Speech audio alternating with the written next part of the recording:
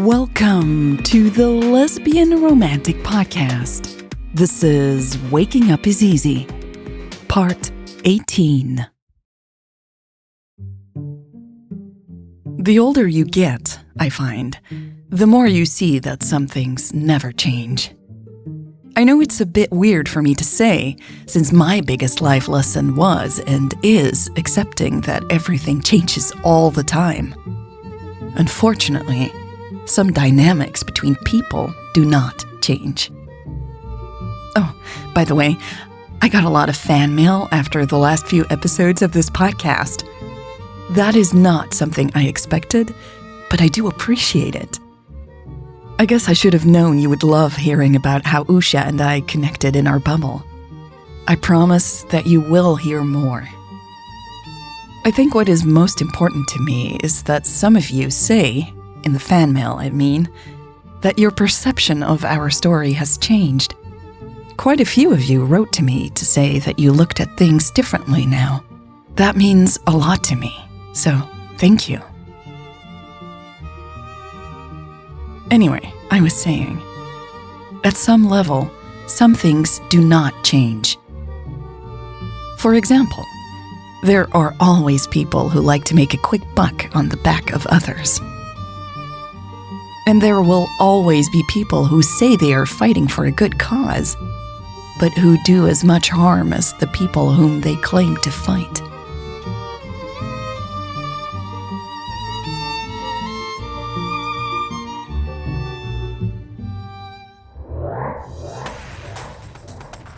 Welcome to this new episode of Doxed, the podcast about the cruel phenomenon of doxing. I'm Steven, and my co-host is Craig. Hey, Craig, what's on your mind today? I keep thinking it, and I keep saying it. Doxing reminds me of the days when people were tied up in a town square and shamed in front of the entire community. It's like we humans can't help ourselves. Except the people being doxed aren't thieves who stole a loaf of bread. I'm sure there were plenty of innocent people back in the day, too. True. And the doxing victims we're discussing today were mostly innocent, too. I guess you could say that about Catherine Halifax, yes. Usha, probably. But Allie Harkin? I think the police did charge her in the end. She was no innocent bystander like Catherine Halifax or the others. She was still innocent until proven guilty when she was doxed. And I bet she got off so easily later on because she did become a victim of doxing as well. Possibly, but we're getting ahead of ourselves here. I am sure that our listeners have already figured out which case we are discussing in the coming episodes. And we did announce it last week. We did. We are finally discussing the doxing by the group named Fight with Truth.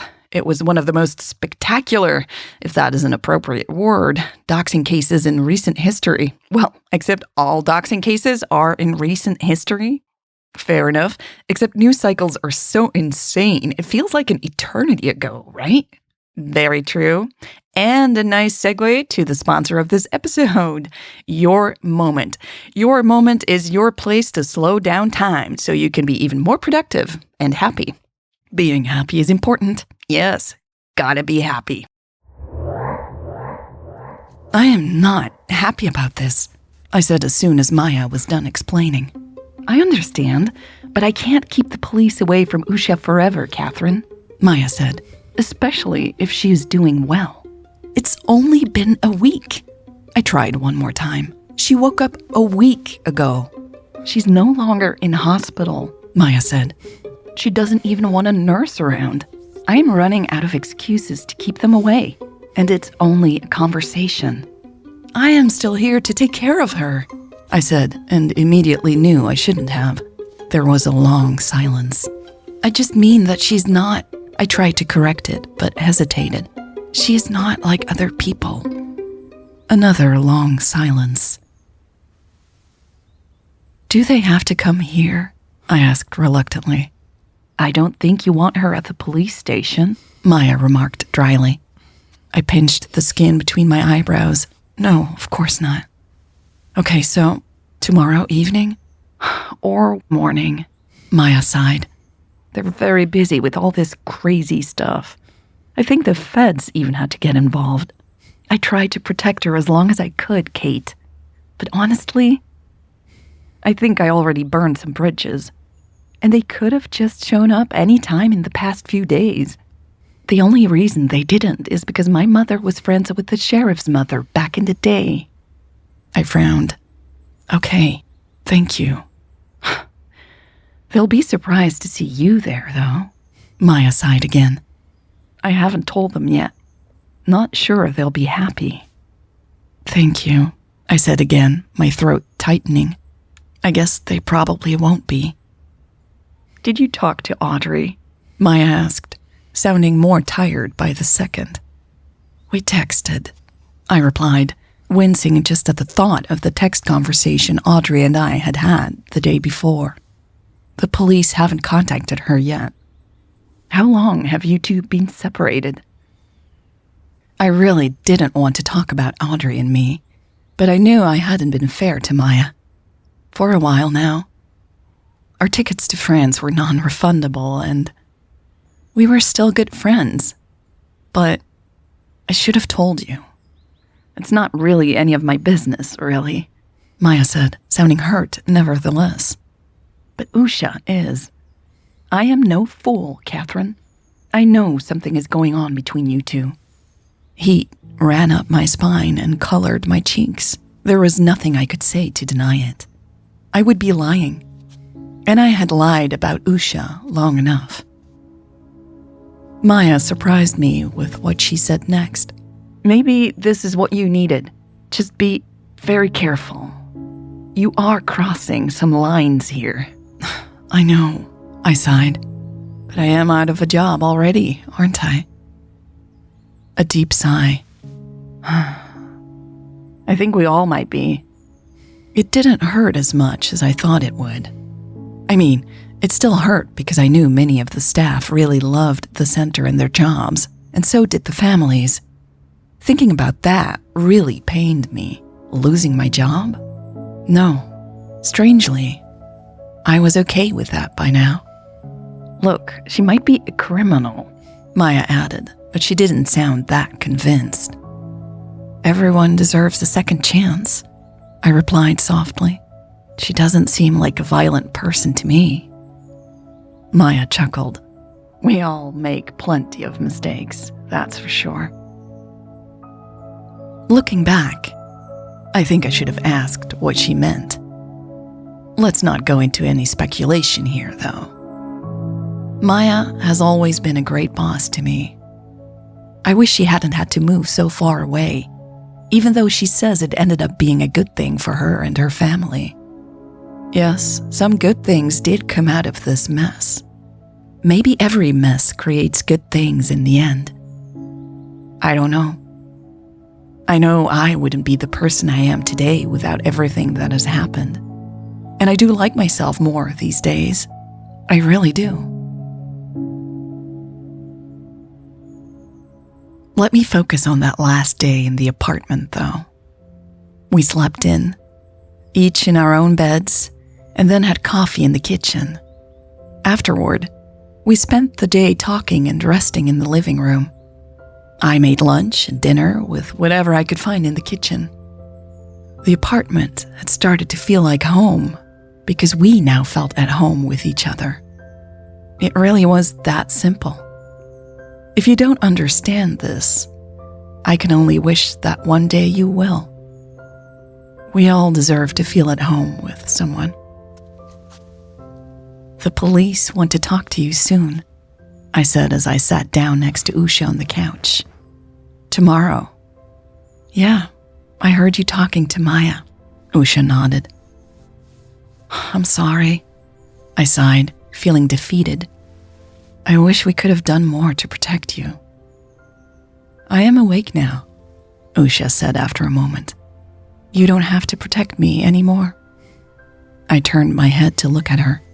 You only just woke up. Usha met my gaze. Yes, but I am ready. I frowned. But Usha grabbed my hand and pulled it to her lips. I stopped speaking. My heart stopped for a few beats too. Her lips brushed against my fingers, We both know things will change again soon. I held my breath. She smiled. We'll just have to face these winds of change. Her gaze drifted up through the window at the clouds passing by. I felt dizzy from feeling her lips on the tips of my fingers. We can float in the wind, I said, my voice a little pitched as I focused on the clouds too. Usha's smile widened. She lowered my hand, placing it in her lap and holding it there tenderly. Yes, let's float.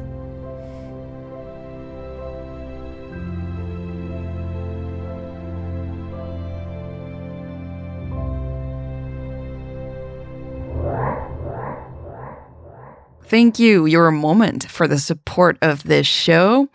Now, let's get back to Ellie Harkin, our not-so-innocent victim of doxing. Let's start with her, because, well, she started it all. I really do think you're being a little too harsh. I might be, I might not be. I mean, she did dox Catherine Halifax on her stream. She's both doxer and doxed. Her actions resulted in many others being doxed by the Fight with Truth group. True that. Fight with Truth ended up doxing Catherine Halifax, Usha, the director of that coma center, and let's not forget Ellie's girlfriend, who was truly innocent. Ellie's girlfriend was pulled out of the closet, doxed, and harassed by the very people who funded Ellie's channel. Yes, let's start with that now infamous clip. This was one of the first vicious attacks on Ellie Harkin after she went into hiding, as most listeners will probably remember. Okay, so this first promises the exclusive information, asks for our money, and then runs. And now we find out that she has been lying to us all along. Because all this time, this sick pretending to be some freedom crusader fighting the good fight was sleeping with her roommate? A woman? If you can call her that. And the daughter of some rich lawyer who has a connection with Genevieve Pelletier? This was clearly a false flag operation by the establishment to distract us. So let's hold these people accountable. Ellie Harkin disappeared, but I am sure she will come out to play when we go visit her girlfriend, Marlene, at the address listed on the screen. Let's go talk to Marlene, people, and get Ellie Harkin out of hiding right now. Remember when I called Ellie Harkin crazy goggles early on in the podcast? That's how I thought about her at first, and understandably so, right? Her actions ruined my life. But you might have also picked up on me starting to feel sorry for her. I promised you a bit of an exclusive last time. There have been online rumors about this for a long time. The movie missed this, though. So did the book. Sorry if you can hear me gloating a bit right now. You have to understand, keeping anything private in my situation feels like a huge victory. Still, I think it is important to share this now that we are all ready. Ellie and we've been in touch for a while. She is actually one of the people who convinced me to do this podcast. Yes, I know how crazy that all sounds, especially since she hasn't been in the public eye. You probably know that she was admitted to a hospital for urgent psychiatric care not long after the Fight with Truth group started hunting her down. She was in a really, really bad place. She's doing so much better these days, and that's to her own credit, in my opinion. Earlier on, I said some things never change, and some things really don't. Again, just look at the state of the world today. There are some things we humans don't seem to be able to shake off. History repeats itself again and again. We can choose how we respond to these dynamics, though. In that, we can be different. You can choose not to let yourself get dragged down by people who speak through threats and violence. I hope it comes as no surprise to you that I want to do things differently. Now that I see how I can make a difference by taking people into my past and reshaping their perception of it, I intend to do a lot more of that. There will always be people who don't want to hear my story and would rather come up with a story that benefits them, but not you, I hope. This started as a podcast in which I wanted to share my story with you. I wanted to reclaim it. Now, I want to do much more.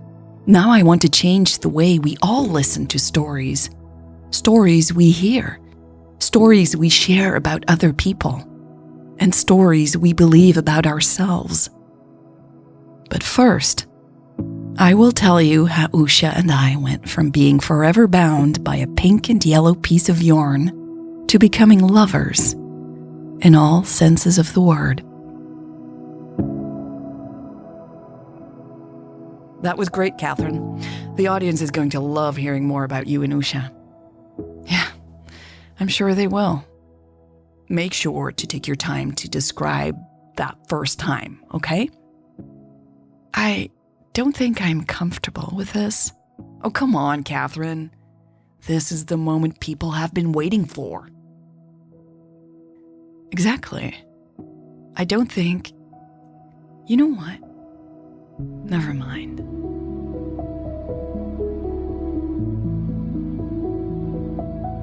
This was part 18 of Waking Up is Easy. Hey, I want to share a couple of ways to stay in touch with me directly. I have my website, lesbianromantic.com, and it is not up to date. I know that, and I'm working on that. I'm also working on a more discreet website so that you don't have to go to a website with lesbian in the URL if you don't want to or can't. And then there is my poetry website, deadbirdsinging.life. My poetry work is very different from my work here, but I still wanted to share because it is a direct way to get in touch. Just in case, crazy times. All right, that is all for this episode. Thank you so much to everyone who supports this show and makes it possible for me to share these stories with people around the globe. It means the world to me. Thank you. Thank you also to everyone listening to this free feed for spending time with me. It is always a privilege. I mean that. And hope to see you here again in 2 weeks. And remember, lesbianromantic.com, deadbirdsinging.life. It's always good to know where to find me if these tech platforms start censoring LGBTQIA+ content.